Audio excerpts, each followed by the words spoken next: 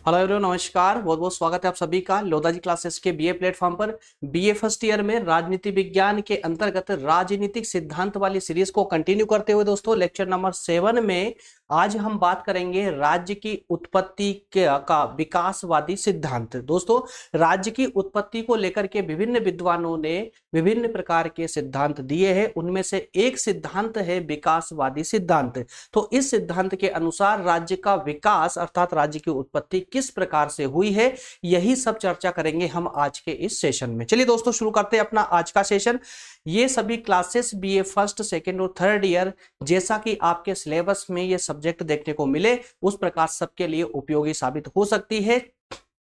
दोस्तों, कोई सब्जेक्ट ऐसा होता है जो आपकी यूनिवर्सिटी में बीए फर्स्ट ईयर में पढ़ाया जा रहा है लेकिन किसी में उसको सेकेंड ईयर में देखने को मिलती है या कहीं पर थर्ड ईयर में देखने को मिले, तो उससे आपको कंफ्यूज नहीं होना है। बस आपका टॉपिक, आपका सिलेबस में सब्जेक्ट मैच होना चाहिए। अगर मैच होता है तो निरंतर आप स्टडी कर सकते हैं। दोस्तों, बीए फर्स्ट ईयर में हम इन 5 राजनीति विज्ञान के इन 5 पार्टों पर स्टडी करने वाले हैं। एक बार देख लीजिएगा इन सभी को। इनमें से 3 पर हम स्टार्ट कर चुके हैं, 2 और बचे हैं, तो बहुत जल्दी उनको भी हम कंटिन्यू कर लेंगे।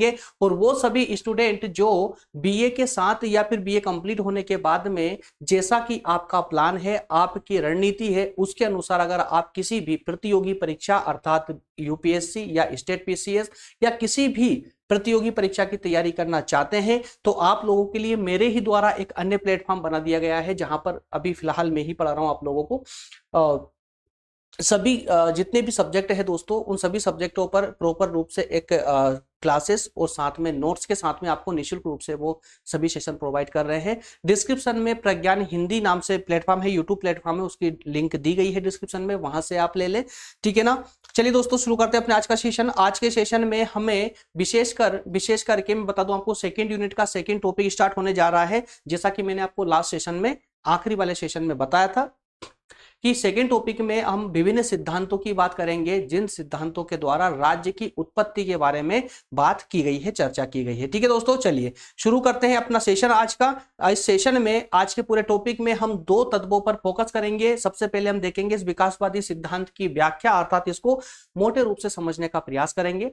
उसके बाद हम देखेंगे राज्य के विकास के कौन कौन से तत्व है, कि राज्य का जो विकास हुआ उस विकास में कौन कौन से तत्व इस सिद्धांत के अनुसार महत्वपूर्ण हुए हैं। चलिए एक एक करके दोस्तों हम कंटिन्यू करते हैं इसको। सबसे पहले देखते हैं व्याख्या।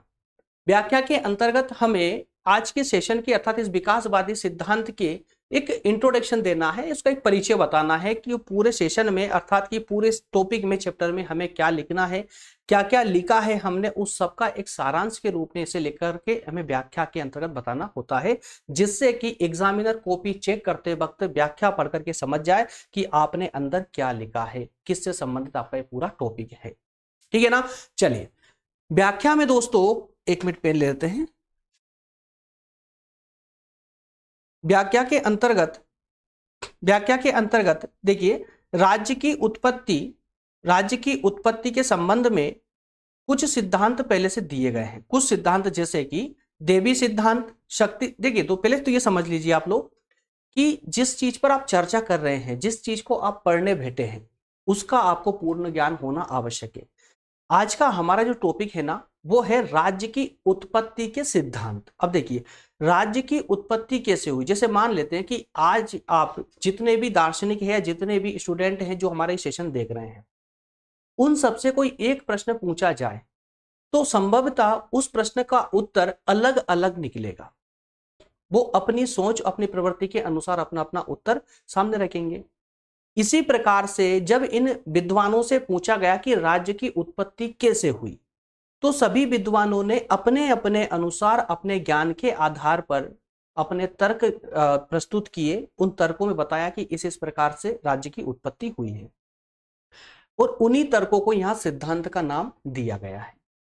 अब जिन विद्वानों ने सटीक और अच्छे सही तरीके से और पूरे प्रमाणित करके जिन्होंने तर्क दिए, उन तर्क अर्थात जो सिद्धांत दिए, उन सिद्धांतों को ही हम यहां पर पढ़ने वाले हैं। लगभग 5 से 6 सिद्धांत हमें इस टॉपिक में कवर करने हैं। उसमें से पहला सिद्धांत हमारा विकासवादी सिद्धांत है। क्लियर है ना। तो दोस्तों, विकासवादी सिद्धांत पर हम अभी चर्चा करेंगे। कि किस प्रकार से विकासवादी सिद्धांत के अनुसार किस तरीके से राज्य की उत्पत्ति हुई। और ये मैं आपको पहले ही से पिछले सेशन में बता चुका हूं कि राज्य का अर्थ यहां पर कोई राज्य से ना लेकर के राजनीति विज्ञान में हम जहां पर भी राज्य शब्द आता है वहां पर इसका एक अर्थ होता है देश, पूरा देश, ठीक है ना। एक राष्ट्र के रूप में हम राज्य बोलते हैं यहां पर, ठीक है। तो दोस्तों राज्य की उत्पत्ति के संबंध में कुछ सिद्धांत दिए गए हैं, जैसे कि देवी सिद्धांत, शक्ति सिद्धांत, सामाजिक समझौते का सिद्धांत, पैतृक सिद्धांत और मात्रक सिद्धांत। लेकिन जब राज्य की उत्पत्ति की व्याख्या की जाती है तो उस व्याख्या के रूप में इनमें से कोई सा भी सिद्धांत काम का नहीं है, कोई सा भी सिद्धांत विश्वसनीय नहीं है। देखिए कैसे, क्योंकि देखिए यहां पर इन सिद्धांतों में से 3 सिद्धांत ऐसे हैं, जैसे देवीय सिद्धांत, शक्ति सिद्धांत और सामाजिक समझौते का सिद्धांत। ये 3 सिद्धांत ऐसे हैं जिनमें एक बात सामान्य रूप से मिलती है, मतलब एक कॉमन बात निकलती है। और ये तीनों सिद्धांत के बोलते हैं कि राज्य का एक विशेष समय पर निर्माण किया गया। अब आप खुद समझिए, सोचिए, क्या राज्य का निर्माण हो सकता है एक ही समय में? जैसे कि मान लेते हैं कि एक हमारे पास ये सेल फोन है, अब इस सेल फोन को बनाना है तो ये एक समय में पूरा निर्मित हो जाएगा, है ना। सभी पार्ट्सों को हम जोड़ेंगे, इसको कंप्लीट कर देंगे तो एक समय में इसका निर्माण हो सकता है। तो पर लेकिन बताइए कि किसी एक देश का पूरा एक देश एक दिन में बना जा सकता है या एक महीने में बनाया जा सकता है? पॉसिबल नहीं है ना। तो यहां पर यही कहने का प्रयास किया जा रहा है कि कुछ सिद्धांत ऐसे हैं जिनमें यह कहा गया है कि राज्य का विकास नहीं हुआ, धीरे धीरे विकास नहीं हुआ, बल्कि राज्य का एक विशेष समय में निर्माण किया गया है। तो यह संभव नहीं है ना। तो इसलिए इन सिद्धांतों पर हम ज्यादा विश्वास नहीं कर सकते कि यह सिद्धांत सटीक है। वास्तव में राज्य का निर्माण नहीं हुआ, वास्तव में राज्य का निर्माण नहीं हुआ, बल्कि उसका एक क्रम के अनुसार विकास हुआ है। पहले छोटे राज्य थे, जनसंख्या पूरी बिखरी हुई थी, फिर धीरे धीरे संगठित होने लगी, जनसंख्या स्थायी रूप से निवास करने लगी। तो आगे हम स्टेप बाय स्टेप इसको पूरा देखने वाले हैं कि किस प्रकार से राज्य का विकास हुआ है इस सिद्धांत के अनुसार, ठीक है। तो यहां से इस व्याख्या से आपको एक बात क्लियर होना चाहिए कि राज्य की उत्पत्ति को लेकर के जितने भी सिद्धांत दिए गए हैं उन सिद्धांतों में सबसे ज्यादा और विश्वसनीय कोई सिद्धांत है, सबसे ज्यादा विश्वसनीय कोई सिद्धांत है तो वो है विकासवादी सिद्धांत। क्योंकि इसी सिद्धांत में कहा गया है कि राज्य की उत्पत्ति एक क्रमिक रूप से विकास हुआ है, क्रमिक रूप से विकास हुआ है राज्य की उत्पत्ति के अंतर्गत, ठीक है। बाकी सिद्धांतों में यह कहा गया कि राज्य की उत्पत्ति जो है एक विशेष समय में उसका निर्माण किया गया है, उसका विकास नहीं हुआ है। इतना क्लियर है दोस्तों? तो फिर आगे बढ़े, ठीक है ना। चलिए, तो जो विकास के जो तत्व हैं, किस प्रकार से विकास हुआ है इस सिद्धांत में, किस प्रकार से बताया गया किसका विकास हुआ है, उन तत्वों को हम एक नजर यहां देख लेंगे, ठीक है। अच्छा, इसी पर गार्नर साहब का कुछ कथन है। उन्होंने कहा है कि राज्य जो है ईश्वर, देखिए कुछ सिद्धांत ऐसे हैं जो बोलते हैं कि राज्य, जैसे देवी सिद्धांत है, तो देवी सिद्धांत में यह कहा गया है कि राज्य का निर्माण मनुष्यों के द्वारा नहीं और ना ही उसका विकास हुआ, बल्कि उसका निर्माण ईश्वर के द्वारा किया गया है, ईश्वर के द्वारा किया गया है। और जो उसका राजा होता है किसी राज्य का, वो ईश्वर की कृति, मतलब ईश्वर के द्वारा बनाया या ईश्वर का प्रतिनिधि होता है, ठीक। तो गार्नर साहब ने इसका विरोध करते हुए कहा है, कि राज्य ना तो ईश्वर की सृष्टि है, जो राज्य बना है वो ना तो ईश्वर की सृष्टि है और ना ही वह राज्य शारीरिक बल से बना है। अर्थात इसमें देखिए देवी सिद्धांत को भी नकार दिया इन्होंने, साथ में शक्ति के सिद्धांत को भी नकारते हुए इन्होंने कहा कि न किसी प्रस्ताव, मतलब सामाजिक समझौते के सिद्धांत को भी नकारते हुए कहा है, और साथ में इन्होंने कहा कि परिवार का विस्तृत रूप भी नहीं है, बल्कि ये क्रमिक विकास से उदित या उत्पादित हुआ एक ऐतिहासिक संस्था है। क्या है? ऐतिहासिक संस्था है।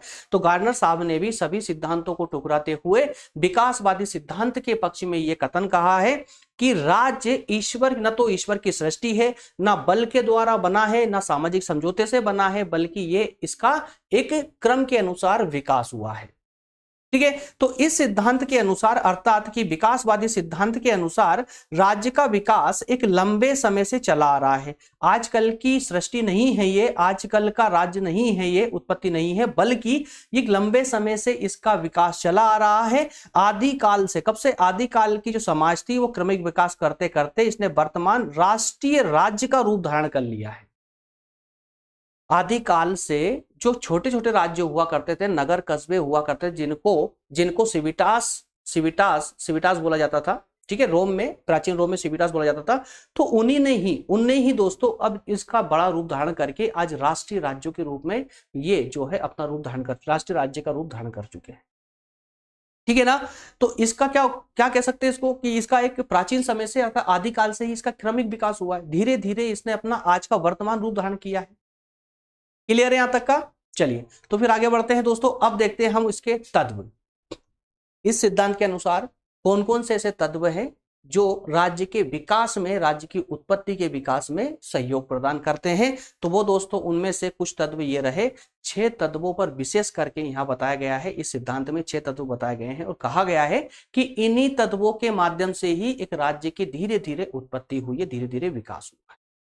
कौन कौन से हैं? इसमें रक्त संबंध है, ठीक है, मनुष्य की प्रवृत्ति है, धर्म, शक्ति, आर्थिक गतिविधि, राजनीतिक चेतना, ये सारे 6 बिंदु है, 6 तत्व है जो राज्य की उत्पत्ति में सहयोग प्रदान करते हैं। एक एक करके इनको ही हम थोड़ा सा डिस्कस करते हैं। रक्त संबंध, जब दोस्तों रक्त संबंध की बात आती है तो समझिए जरा, इस सिद्धांत का कहने का अर्थ यह है कि सबसे पहले जब कभी राज्य जैसी प्रवृत्ति, राज्य जैसी भावना किसी के अंदर आई होगी तो वो कहां से आई होगी। देखिए, राज्य का मतलब क्या होता है? राज्य में एक सरकार होती है, एक संगठन होता है। वो संगठन सभी जितने भी निवासी होते हैं राज्य के, उन सब पर अपना नियंत्रण रखते हैं। तो इस प्रकार की प्रवृत्ति और कहां पाई जाती है? तो इस सिद्धांत में कहा गया कि इस प्रकार की प्रवृत्ति एक परिवार के अंदर पाई जाती है, रक्त संबंधियों में पाई जाती है ना। रक्त संबंधियों में प्रवृत्ति पाई जाती है। भाई कंट्रोल करते हैं ना परिवार में एक दूसरे को, माता पिता अपने बच्चों पर कंट्रोल रखते हैं, ठीक है ना। तो ये जो नियंत्रण था परिवार के अंदर, रक्त संबंधियों के अंदर जो नियंत्रण था, इसी नियंत्रण की भावना को बड़ा करते हुए, उसको बड़ा रूप देते हुए राज्य की उत्पत्ति हुई। अर्थात इस रक्त संबंध ने राज्य के विकास में महत्वपूर्ण योगदान दिया है। अब एक बार स्लाइड पढ़ेंगे पूरा क्लियर हो जाएगा। जरा आइए इसको समझ लेते हैं एक बार। सामाजिक संगठन का प्राचीनतम रूप, ठीक है, सामाजिक संगठन का प्राचीनतम, सबसे पुराना जो रूप है वो रक्त संबंध पर आधारित रहा है। रक्त संबंध एकता का पहला और अंतिम बंधन रहा है। रक्त संबंध जो है एकता का पहला और अंतिम बंधन रहा है। यह प्रश्न विवादास्पद है, इस पर हालांकि विवाद है कि ये इस प्रकार का प्रारूप, इस प्रकार की प्रवृत्ति पहले कबीले में आई, कुल में आई या परिवार में आई, लेकिन जहां पर भी आई ये प्रवृत्ति ली यहीं से गई है। इसने अस्वीकार नहीं किया जा सकता कि परिवार के स्पष्ट व्यक्ति नियंत्रण के आधार पर ही राज्य की स्थापना हुई है। मतलब देखिए यहां पर परिवार के स्पष्ट व्यक्ति नियंत्रण, परिवार में जिस प्रकार से व्यक्तियों पर नियंत्रण रखा जाता है, उस नियंत्रण के आधार पर ही राज्य की उत्पत्ति हुई। क्लियर है दोस्तों? चलिए, तो इसी बात पर मैकाइवर साहब ने एक परिभाषा दी है कि रक्त संबंध समाज को जन्म देता है। क्या कहा है उन्होंने? कि जो रक्त संबंध समाज को जन्म देता है और फिर वो समाज आगे बढ़ के राज्य को जन्म देती है। मैकाइवर की ये परिभाषा एकदम सिंपल सी परिभाषा है, इसको आसानी से आप लोग याद रख सकते हैं। इस प्रकार की परिभाषाएं अगर आप अपने आंसर में कोड करते हैं एग्जाम में, तो अच्छे नंबरों की संभावनाएं और ज्यादा बढ़ जाती है। ठीक है, चलिए अगले पर बात करेंगे। अगला जो तत्व है इनका वो है मनुष्य की प्रवृत्तियां। कौन कौन सी? स्वाभाविक या सामाजिक प्रवृत्तियां।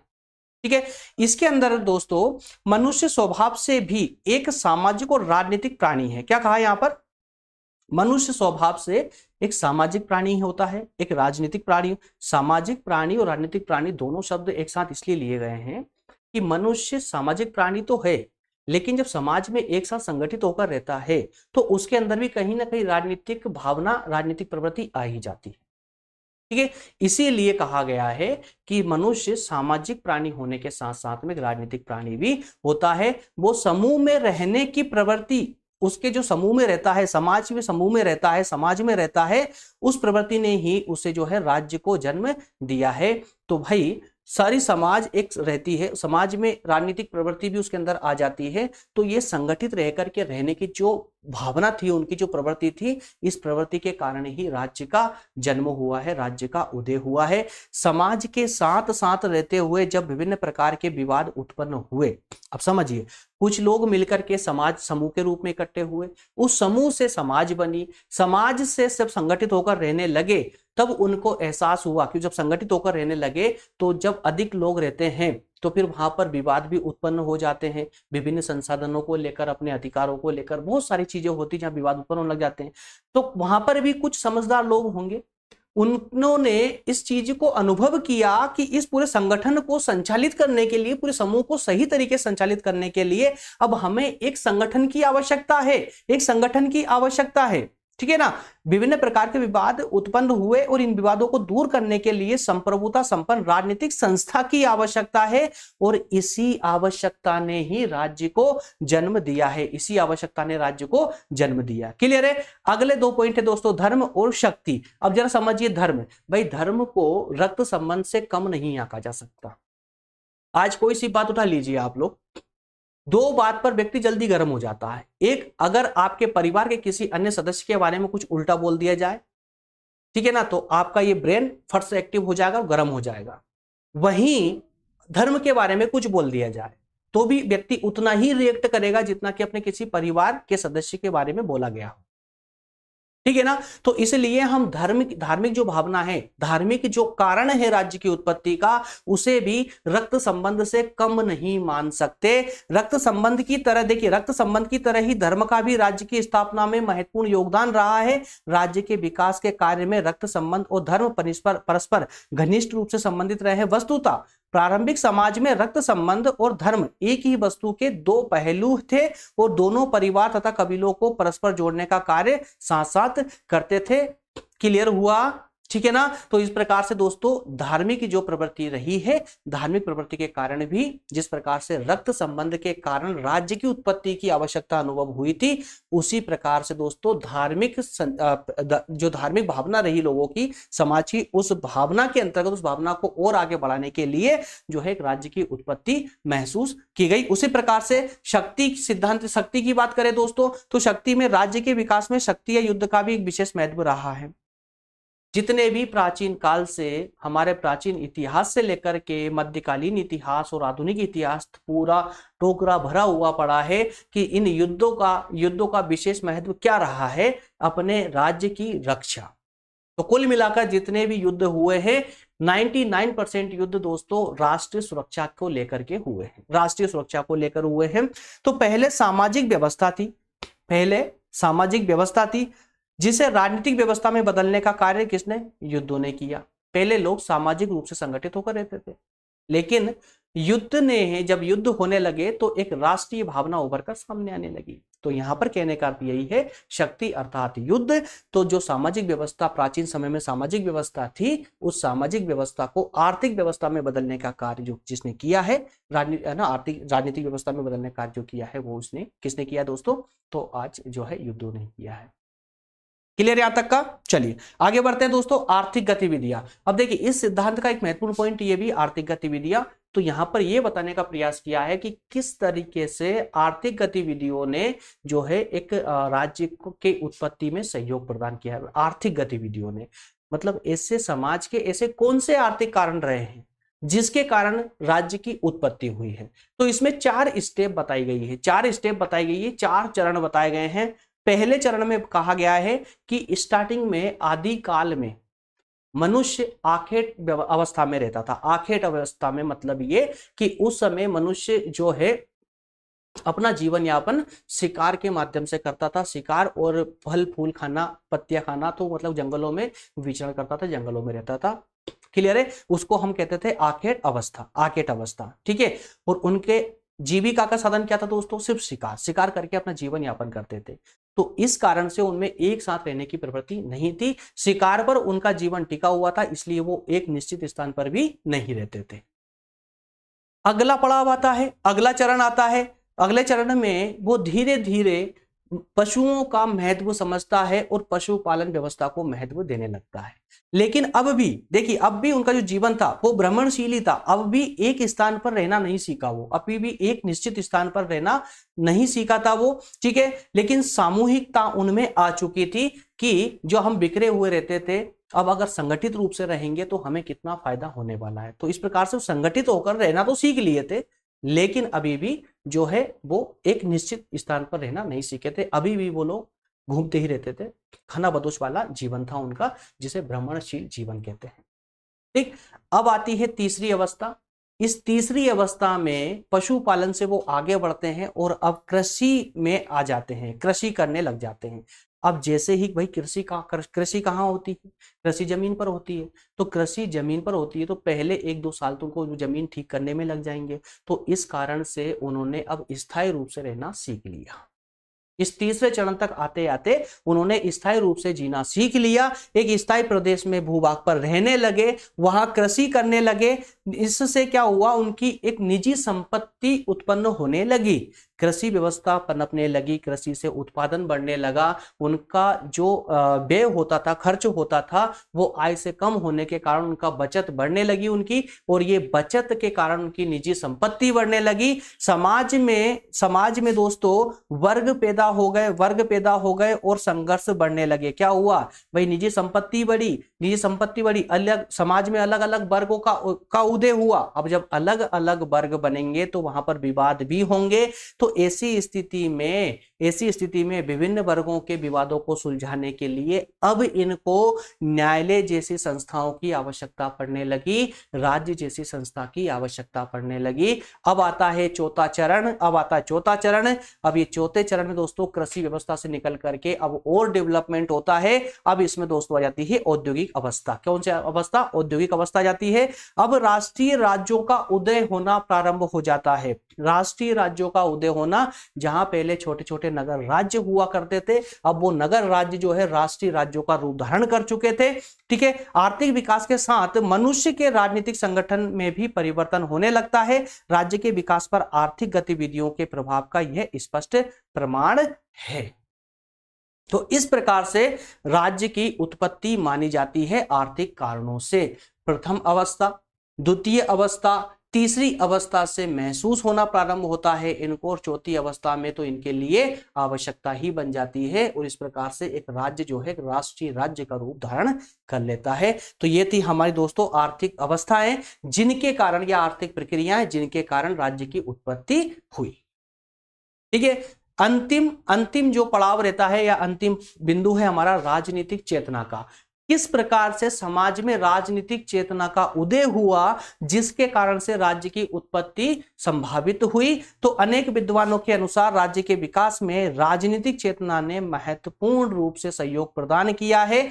जब व्यक्ति किसी निश्चित स्थान में बस गए, जब व्यक्ति जो भ्रमणशील था, पहले शिकार फिर पशुपालन, लेकिन जब कृषि करने लगा, जब एक निश्चित स्थान पर बस गया तो आजीविका के स्थायी साधन प्राप्त कर लिए। उस व्यक्ति ने क्या किया भाई, कृषि करने लगा, स्थायी स्थान पर रहने लगा। वो जब स्थायी स्थान पर रहेगा तो विभिन्न साधन उसको, जैसे कृषि करने के या अपने उत्पादन को और बढ़ाने के लिए, आजीविका के लिए विभिन्न साधन उसके पास इकट्ठे हो गए, संसाधन इकट्ठे हुए, कुछ निजी संपत्ति इकट्ठी हो गई, है ना। तो इस प्रकार से अब उसको एक टेंशन हो गई कि यार ऐसा ना हो जाए कि कोई मुझसे मेरी ये संपत्ति छीन ना ले, भाई मुझसे ज्यादा कोई शक्तिशाली व्यक्ति आकर के मुझसे लड़के और मेरी संपत्ति को ना छीन ले जाए। तो इस डर ने भी कहीं ना कहीं एक ऐसे संगठन की आवश्यकता को बढ़ाया, उसके दिमाग में पनपाया कि यार एक ऐसा संगठन हमारे पास होना चाहिए जो हमारी इस समस्या का समाधान करे, इस समस्या से हमें छुटकारा दिला दे, है ना। तो व्यक्ति जो स्वाभाविक इच्छा और चिंता हुई, कब? जब उसके पास साधन आ गए, उसके बाद उसकी खुद की इच्छा हुई कि किस प्रकार से दूसरे लोग उनके साधनों को हड़प ना ले। परिणाम स्वरूप नियम की आवश्यकता अनुभव की जाने लगी, और यही राजनीतिक चेतना का मूल कारण रही। जब राजनीतिक चेतना आई तो राज्य का आना तो अवश्यंभावी हो गया, अवश्य हो गया। क्लियर है? इसी प्रकार से दोस्तों हमारा सेशन आज का हो जाता है कंप्लीट, जिसमें हमने विकासवादी सिद्धांत की अच्छे से चर्चा की है, इसको समझने का प्रयास किया है। तो दोस्तों नेक्स्ट सेशन में जो हम बात करेंगे, चर्चा करेंगे, वो हमारा होगा, नेक्स्ट सेशन में हम बात करेंगे दोस्तों सवयव सिद्धांत की। ये सवयव सिद्धांत नहीं है, मिसप्रिंट हो चुका है, ये सवयव सिद्धांत नहीं है बल्कि क्या है दोस्तों, सावयव सिद्धांत है। सावयव सिद्धांत है, सावयव सिद्धांत, ठीक है ना, ये सावयव सिद्धांत है।